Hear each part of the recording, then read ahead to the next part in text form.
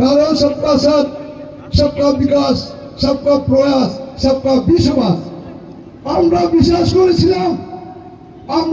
করেছিলাম মহারাষ্ট্রে মঞ্চে দাঁড়িয়ে হোম মিনিস্টার বলেছিলেন, राजा साहब मुझे विश्वास करो 100 महीना का अंदर में जो गलत हुआ है 75 साल का मैं समाधान करके दूंगा।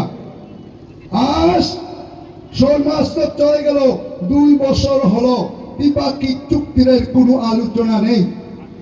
তাহলে ত্রিপুরা ট্রাইবাল এরিয়া যেটা আছে এডিসি, আমরা কি তাদেরকে বুঝ দিতে পারি?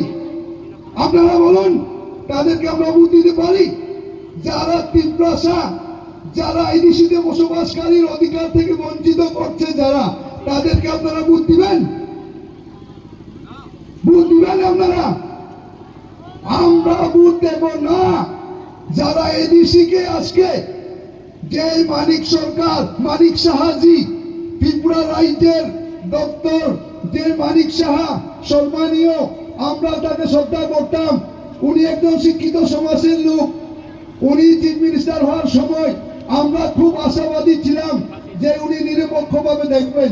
কিন্তু যখন এই দামছড়ার ময়দানে এসেছিল, তখন এই দামছড়ার মাটিতে আমাদের চিফ মিনিস্টার কি বলেছিল আমরা বলিনি, কারণ মিডিয়ার সামনে সেটা প্রকাশিত হয়েছিল।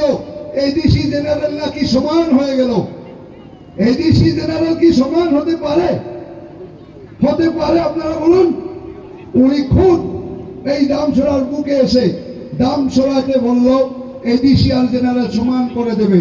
তার কারণ হলো আর এডিসি থাকবে না, তাহলে কিভাবে আপনারা বুঝ দিতে পারেন?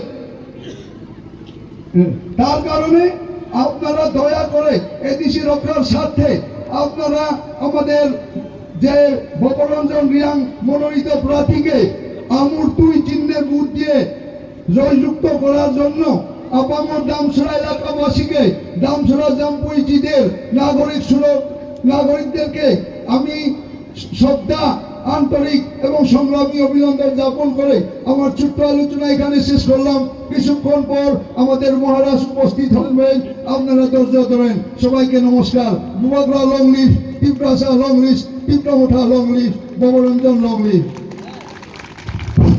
চিনি সাহ কাহাজাই মহারাজ অটো কাফে মতো মাখরে বেশি অটো কাফে